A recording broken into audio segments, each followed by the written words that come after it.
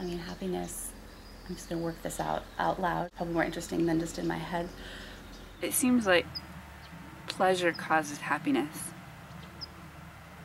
Always. Is that true? No.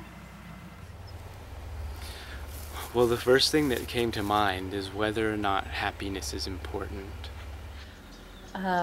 Happiness, loving my family, but there is pleasure with that as well.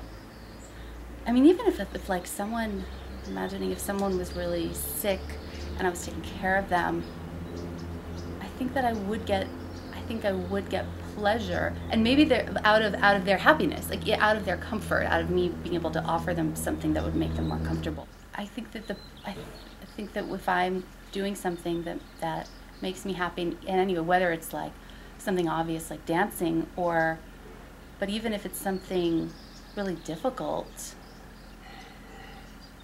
I guess I do equate them as being. I get pleasure from doing something that makes me happy. I guess in this moment, because I feel like I've felt differently, and I've discussed this idea before, but right in this moment, I'm feeling like to me they feel like the same thing. That they're both this feeling of warmth inside and feeling lit up.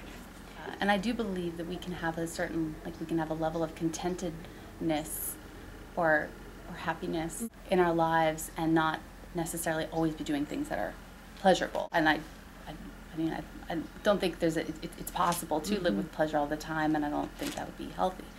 So then what is that, the happiness, the contentedness? And I think that it's living in a way where we feel relaxed and we feel alert, but like relaxed and released of tension, and so that we can flow with life. Yeah. And yeah. Can there be happiness without pleasure, is the question?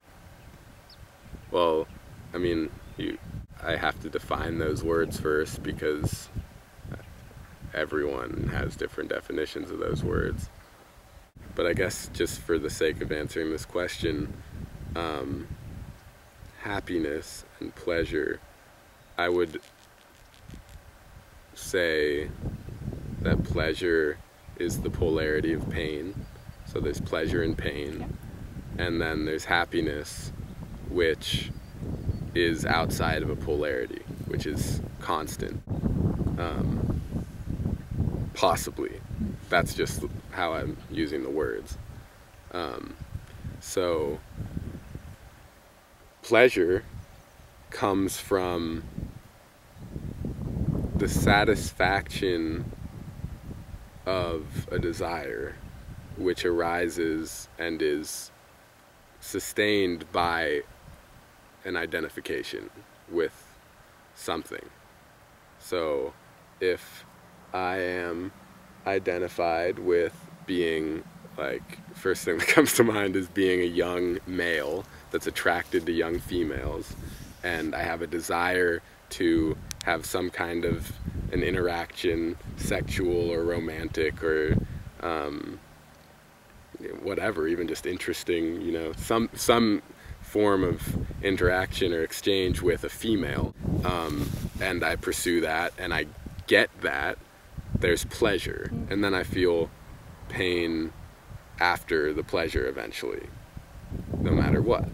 No matter how long the pleasure lasts, it transitions into pain. And then there's this idea of happiness that is constant and is outside of that movement back and forth between the pleasure and the pain, which is what all the mystics talk about. Because I am and have been identified with the more mystic approach, as people call it, of teachers like Ramana and Nisargadatta Maharaj, that say, Ramana in particular says very clearly that happiness is your true nature. Like, that is what you are, is happiness. And somehow there is this movement away from it, which he calls ignorance, which is the state that most people are in. Ignorance of their true nature, where they move towards things they want, and upon getting what they want, they reside in their own happiness. They come back to what they already are the whole time. They are happiness, and they stop noticing it because they notice that thing they want. So now I forgot I'm happy, I'm going to get this thing, I'm anxious until I get it, oh, and now I'm happiness again, which is always the true state. In reality, my true nature is complete. It is the entirety of life, and so is yours, because there isn't a you and an I, because whatever light shines on this whole thought process and life is the same light that shines on that one. The same thing that wakes up in the morning. It wakes up to Amanda and it wakes up to Sage, but it's the same thing.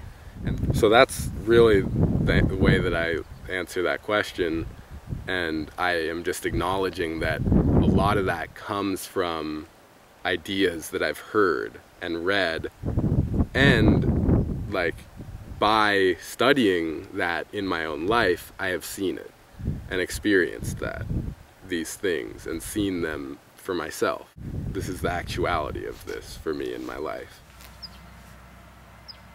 Happiness seems like such a bouncy thing. Like it seems really transient, and as an emotion, it reminds me of like playing a game. You know, it's not something that you do all the time, and it's not really. It's enjoyable, but it's not important, and it's not necessarily the. I wouldn't strive for happiness in life. You know, it's not even. It seems like even joy is a level above happiness, and pleasure. You can have pleasure all over the place and not experience happiness. You can experience a whole breadth of emotions. Like I feel like you can have pleasure and cry.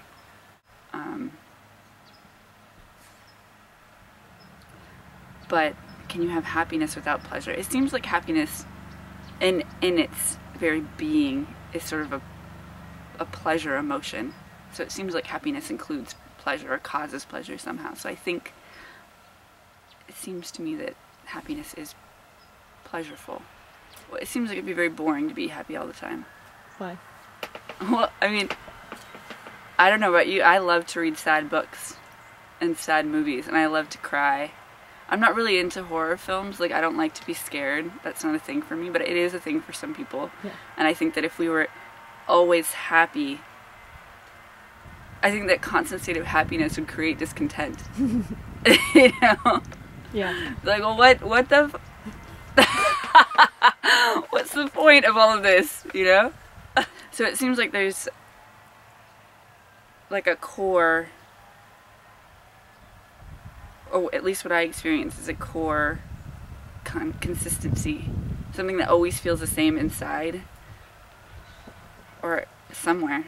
It feels like it's right about here, and no matter what emotions are going on, whether they're happiness or sadness or anger or whatever it is, that is still sort of moving at the same speed, sort of like a constant current that is always very comfortable to return to. And comfortable maybe isn't even the word.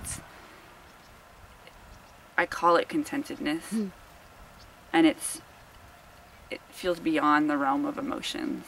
That it's like space.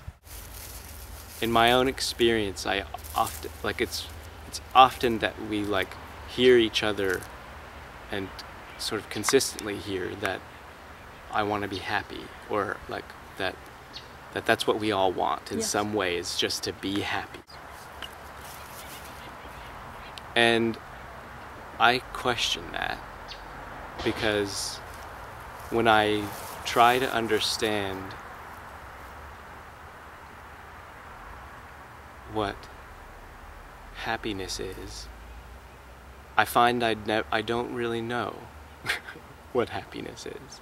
I certainly know what pleasure feels like. Mm-hmm. Pleasure is a type of feeling that I have no resistance to. And so when I'm feeling pleasurable, I could say that I was happy. In a certain sense, I think we would define happiness as some sort of like a security, like so that happiness isn't something that like comes and goes, but that like happiness just is. And so if happiness is gonna be that, then it wouldn't seem to be able to be related to pleasure, because pleasure certainly comes and goes.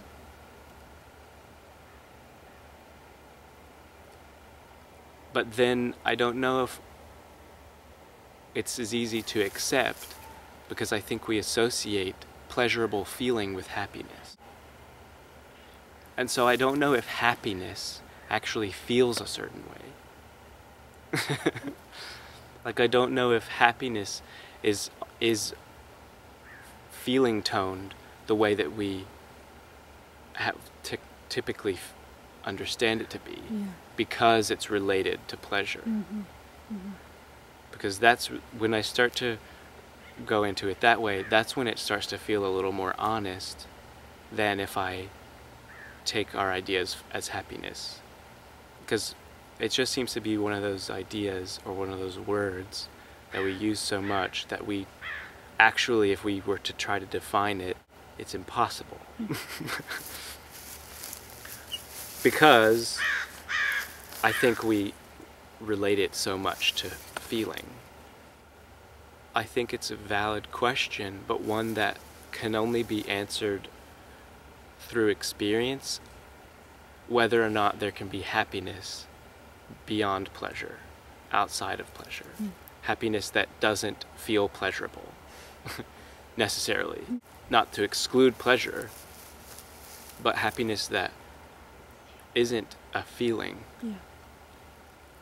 Because feelings are inevitably changing all the time, in quicker than we can imagine. And so that just doesn't seem like a very promising place to look or to invest in happiness. So, in some sense, we just have such a limited definition of happiness, and I don't think that happiness exists in the way we think that we'll get it. I don't think that's real. And as long as we think that there's something like that out there, then we certainly won't be happy. Right.